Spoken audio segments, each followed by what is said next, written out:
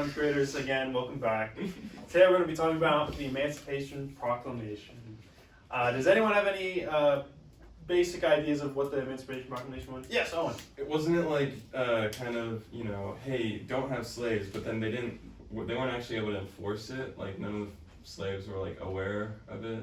Or maybe... So close. I'd say that it wasn't that they weren't able to enforce it, but it was that a lot of people, when they think of the Emancipation Proclamation, as you were saying, is like, we freed the slaves, slavery's over. When in reality, it was a little more complex than that. The Emancipation Proclamation did not free all the slaves. And that's one thing I want you guys to learn today, especially. And you're going to learn that as you're reading the copy of the Emancipation Proclamation that I gave you.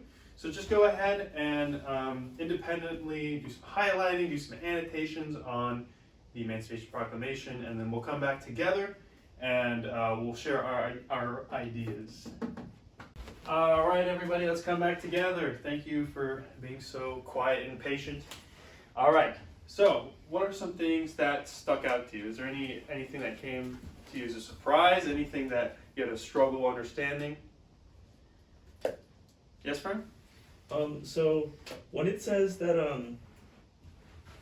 all persons held as slaves within any state or designated part of the state, does that mean they were given rights necessarily, or what like part of the state are they still like property, as they're calling it? So it's a great thing that you pointed out. Basically, in order to consider, here, let me just make some room here. In order to free the slaves, Lincoln, because he was a smarty pants, said, okay, if the southern states consider slaves property, right? If they are a physical item that someone can own, right? In a time of war, he can steal them as contraband. Does anyone know what that word means? Basically something you steal and you take from somebody. So he says, okay, if they're property, I'm going to steal it from you. And so what he does is he says, okay, now that that property is mine, I'm going to free them. So through political wording, through political rules, he's doing his best to free the slaves. So, and like I said in the beginning, the Emancipation Proclamation isn't freeing all the slaves. He did not end slavery with the Emancipation Proclamation. But he made slaves that are under Confederate control free if they're able to be given over, if the Union Army takes them. So in this, and that's basically the main focus of what the Emancipation Proclamation does. So thank you for bringing that up. Did anyone else notice anything specific that you'd like to share?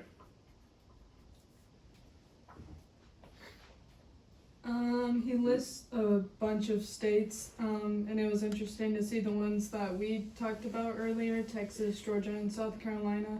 He was like, these states are going to be as if I never said anything. Like, if I never gave the proclamation, they're going to stay the same, and they're in rebellion against the United States.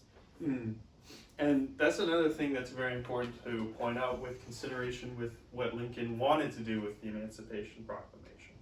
So as you said, he's talking about rebel states. So he's freeing freeing the slaves from only rebel states. Now there are states in the Union that still have slavery that are not rebelling. Does anyone know what those are called?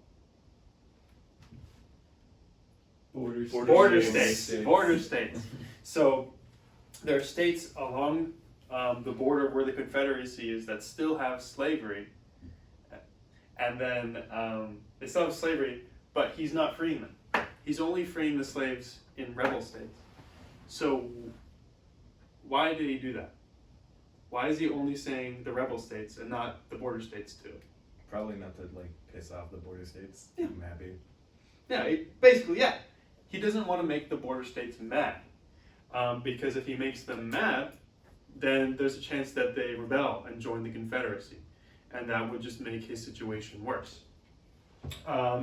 He also wanted to avoid the Europeans from joining the war.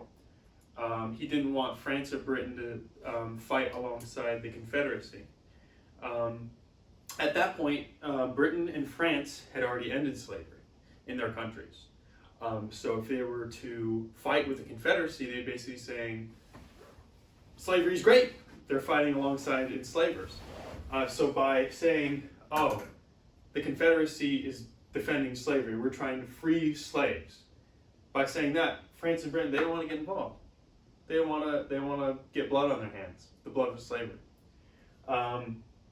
Also, the freeing of slaves encouraged African American people to apply for the Union Army. Especially at first, it was segregated and unequal. They did not get the same benefits. Of course, you know, U.S. history, right? Racism. So, with consideration of Lincoln's goals, the Emancipation Proclamation is, frankly, and from my personal perspective, brilliant. It is a masterclass in his goals, what he wanted to achieve. It was probably, I personally say it's like the greatest thing Lincoln never did, or if any president ever did in his time period. So that's that. Thank you.